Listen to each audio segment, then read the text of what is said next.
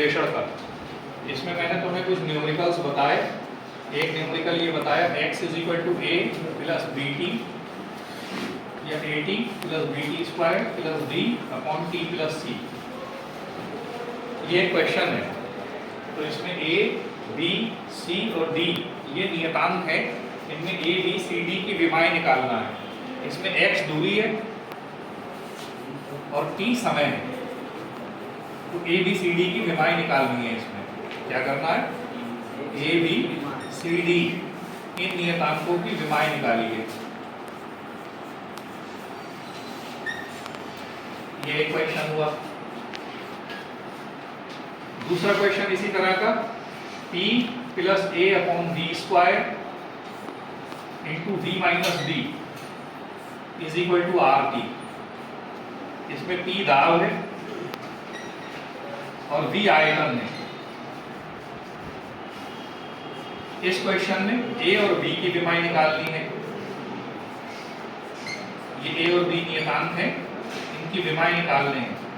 r gas नियतांक है और t ताप है। तो यहाँ पर p दाब, v आयतन, ये v और ये v दोनों आयतन है। a और b ये नियतांक है, इनकी विमाएं निकालना है।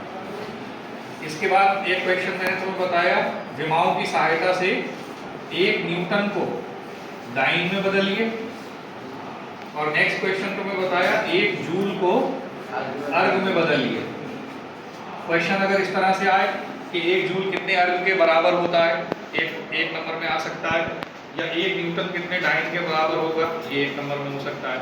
और अगर पूरा प्रूफ करने के लिए आएगा 1 न्यूटन में कितने डाइन होते हैं या 1 जूल में कितने अर्ग होते हैं, ये पूरा प्रूफ करोगे। ये 4 या 5 नंबर का क्वेश्चन होगा। ये तो तुम्हारे हो गए फर्स्ट चैप्टर के क्वेश्चंस। इसमें आपको विमाएं भी याद करना है, जो मैंने विमाएं लिखाई हैं। और उसके बाद आपका टेस्ट भी लिया है, तो टेस्ट में जितनी विमाएं पूछी हैं या एक वीडियो मैंने इससे पहले डाला है उसमें कुछ विमाएं बताई हैं, वो तैयार कर लेना। इसके बाद हम आ जा रहे हैं प्रक्षेप गति में। तो वेक्टर के गुण क्या होते हैं? वेक्टर के गुणन या हमें गुणन के प्रकार जो है, अदिश गुणन और सदिश गुणन से क्या मतलब होता है ये मालूम होना चाहिए। और एक क्वेश्चन सबसे इंपॉर्टेंट है कि 2 वेक्टरों के अदिश गुणन से क्या समझते हो? 2 वेक्टरों के अदिश गुणन से क्या समझते हो, इसका उदाहरण भी दीजिए। तो ये 2 या 3 नंबर में क्वेश्चन आ जाता है। 2 वेक्टरों के अदिश गुणन से क्या समझते हो, इसको उदाहरण की सहायता से समझाइए। फिर इसमें एक क्वेश्चन होता है कि इसमें a का मान दे रखा है i plus j plus 2k और b का मान दे रखा है 3i minus 2j plus 2k। तो इसमें हमें a डॉट b का मान बताना है और a क्रॉस b का मान बताना है। यानी दोनों वेक्टरों के अदिश गुणन का मान भी बताना है और सदिश गुणन का मान भी बताना है। यह न्यूमेरिकल होता है। फिर उसके बाद सिद्ध कीजिए कि प्रक्षेप का पथ परवलयाकार होता है। ये लॉन्ग क्वेश्चन है। प्रक्षेप का पथ परवलयाकार होता है, ये सिद्ध करना है।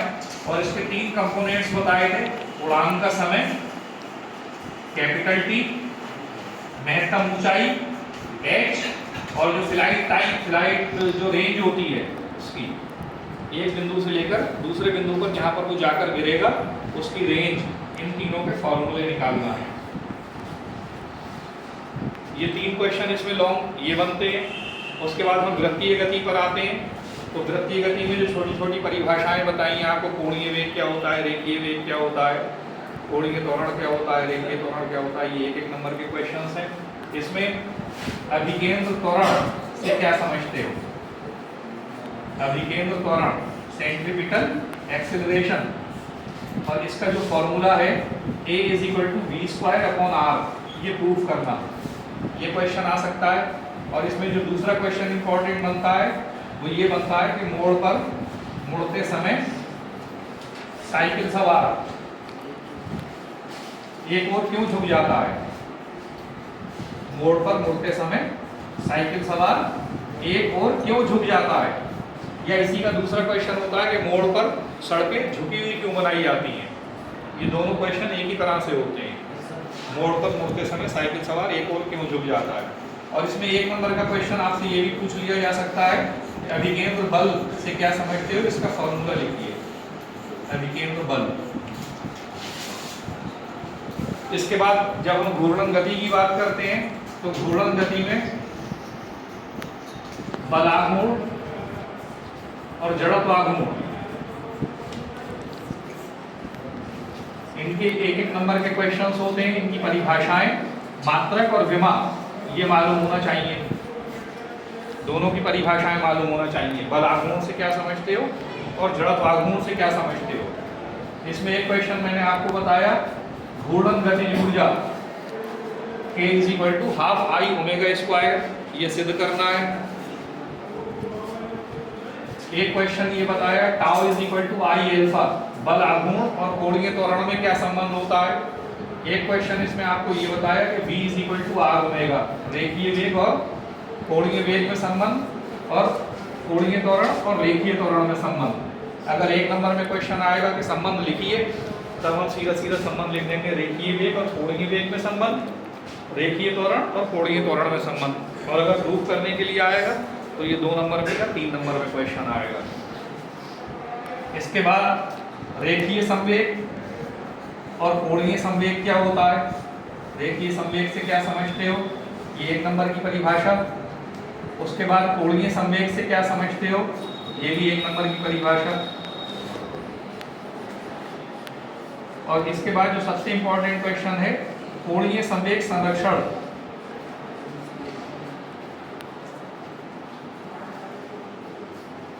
कोणीय संवेग संरक्षण के सिद्धांत को एक उदाहरण की सहायता से समझाइए। ये लॉन्ग क्वेश्चन है, मैंने आपको 3 उदाहरण इसमें बताए हैं, 2 या 3 उदाहरण। तो 2 उदाहरण भी पूछे जा सकते हैं और 1 उदाहरण भी पूछा जा सकता है, ठीक है। इसके बाद नेक्स्ट चैप्टर में जो सार्वत्रिक गुरुत्वाकर्षण का है, उसमें आपको मैंने बताया न्यूटन के गुरुत्वाकर्षण के नियम बताए, न्यूटन के गुरुत्वाकर्षण का क्या नियम होता है, और इसमें ये बताया केपलर के नियम। ग्रहों की गति के संबंध में केपलर के कौन कौन से नियम हैं वो लिखना है आपको। और इसमें एक क्वेश्चन 1 नंबर में ये भी पूछ लिया जाता है कि केपलर का जो दूसरा नियम है वो किस सिद्धांत पर आधारित है, किस भौतिक राशि के संरक्षण पर आधारित है। तो वो कोणीय संवेग संरक्षण पर आधारित है।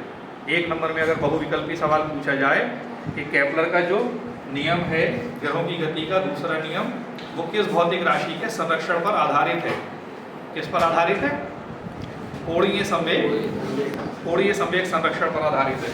तो ये याद होना चाहिए केपलर के नियम और वो किस नियम पर आधारित है। इसके बाद तुम्हें बताया गुरुत्वीय त्वरण g के मान पर प्रभाव।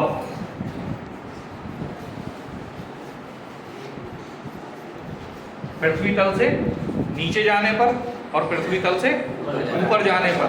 और इसी में एक क्वेश्चन और है, गुरुत्वीय विभव v = -gm/r, ये सिद्ध करने के लिए भी आ जाता है। बहुत इंपॉर्टेंट क्वेश्चन है। गुरुत्वीय स्थितिज ऊर्जा और गुरुत्वीय विभव दोनों के लिए फॉर्मूला निकाला जा सकता है। तो v जो गुरुत्वीय विभव है वो है -gm/r, और गुरुत्वीय स्थितिज ऊर्जा का फॉर्मूला u होता है -gmm/r। ये सिद्ध करने के लिए ये दोनों क्वेश्चन, इन दोनों में से एक क्वेश्चन जरूर मिलेगा तुम्हें, ठीक है। तो ये दोनों क्वेश्चन तैयार कर लेना। और उसके बाद कक्षीय वेग क्या होता है, कक्षीय वेग और परिक्रमण काल के लिए व्यंजक स्थापित कीजिए। उपग्रह का कक्षीय वेग जो आपको फॉर्मूला बताया है, पृथ्वी के समीप अगर उपग्रह परिक्रमण कर रहा है तो उसका फॉर्मूला होता है v √√gre, ये ऑर्बिटल वेलोसिटी कहलाती है। और अगर हम पलायन वेग की बात करते हैं तो ये फॉर्मूला हो जाता है √2gre।